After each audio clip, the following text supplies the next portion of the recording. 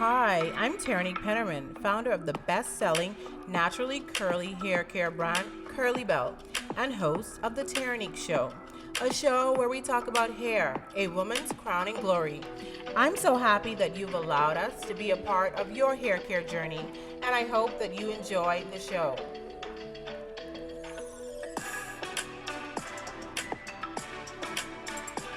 Hi, and welcome to another episode of the Terrinique Show. I'm so happy that you guys have tuned in for yet another episode. On today's episode, we're going to discuss 8 possible causes of an unhealthy scalp.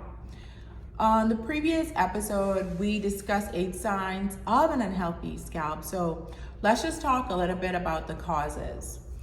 We know that the scalp, if we think about a garden, the scalp is like the soil and hair are is the plant to that garden. So we need to have a healthy soil so that we can grow healthy plants. So you need a healthy scalp so that you can grow healthy hair. One of the possible causes of an unhealthy scalp, so a scalp that is dry, irritated, inflamed, itchy, it's scabbing, there's dandruff. Those are signs that your scalp is unhealthy or something is wrong with the scalp.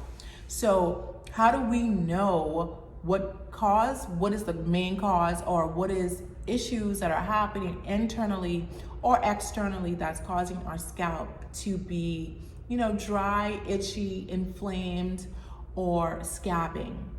Number 1, poor eating habits.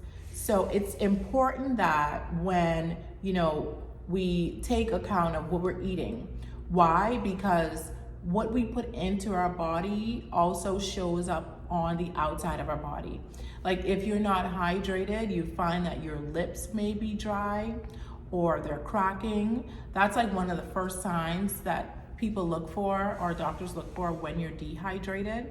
So the same thing when you're dehydrated, your scalp gets dehydrated. Why? Because the scalp, the hair, are non-essential, parts of the body.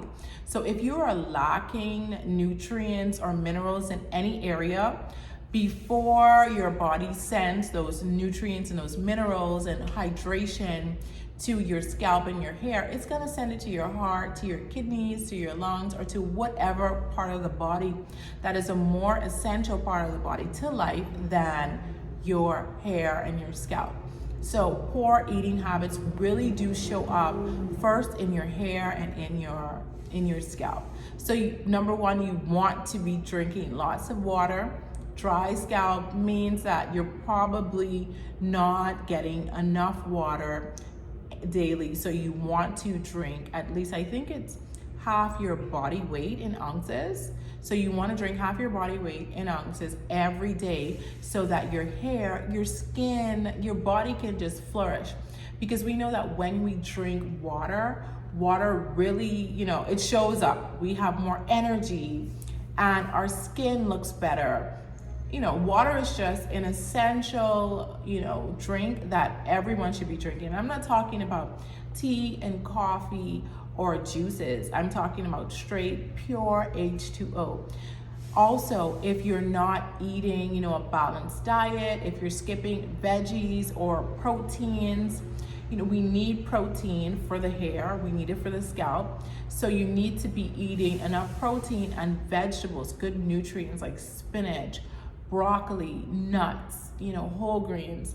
You need to eat a balanced diet so that you can grow longer hair and healthier hair, and your scalp can be healthy. One of the things that we see when we're taking a hair and scalp vitamin is it has vitamin D3, it'll have biotin. So these are nutrients or vitamins that we need for healthy hair and healthy scalp.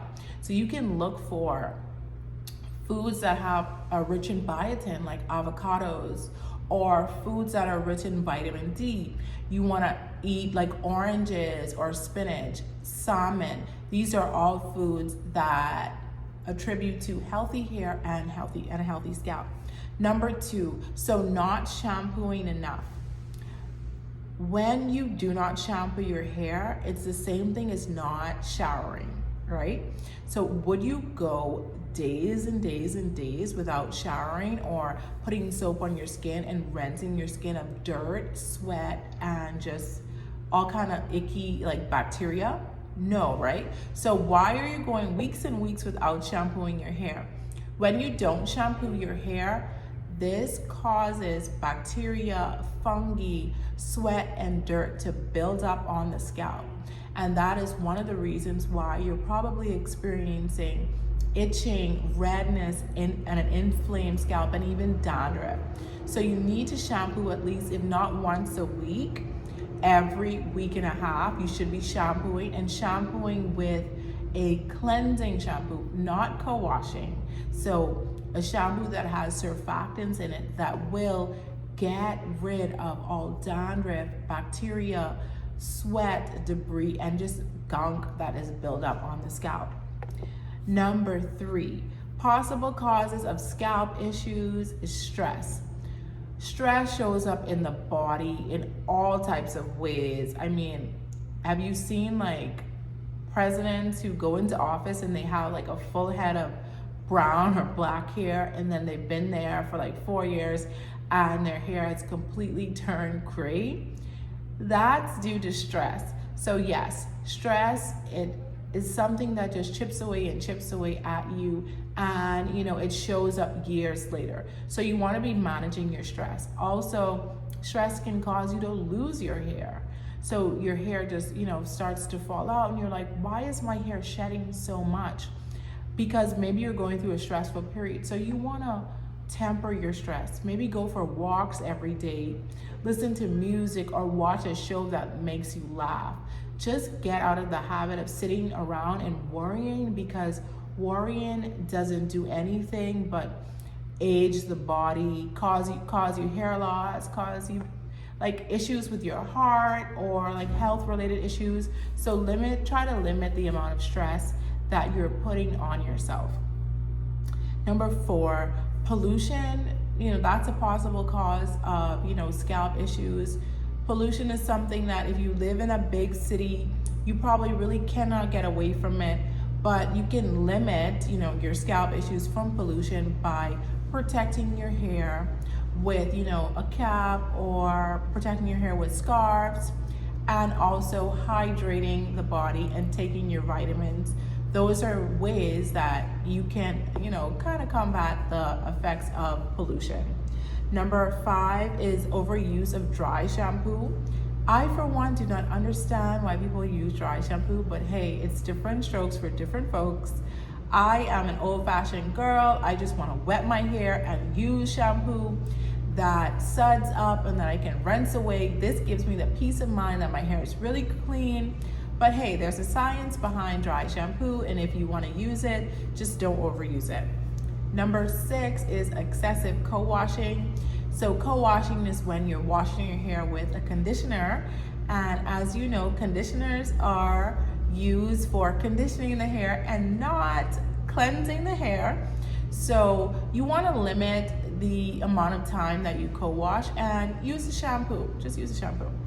Number 7, using heavy oils. So heavy oils and not rinsing them out of the hair will cause possible scalp issues. So you want to at least shampoo your hair. If you know you're a heavy oil using person, then you want to shampoo your hair regularly.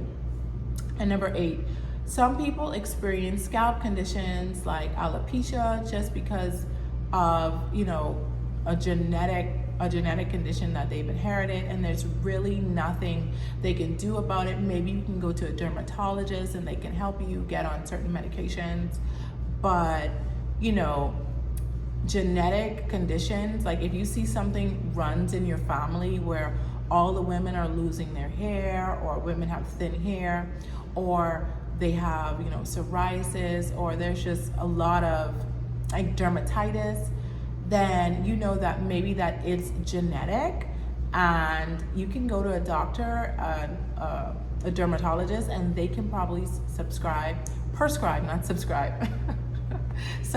they can probably prescribe some medications that can help with your scalp issues. So 8 possible causes of an unhealthy scalp. Number 1, poor eating habits. Number 2, not shampooing enough. Number 3, stress. Number 4, pollution. Number 5, overuse of dry shampoo. Number 6, excessive co-washing. Number 7, using heavy oils. And number 8, genetic conditions. I hope that this information was helpful. If it was, please like, share, and subscribe. We are the Terrinique Show on all social media platforms. Have a great day.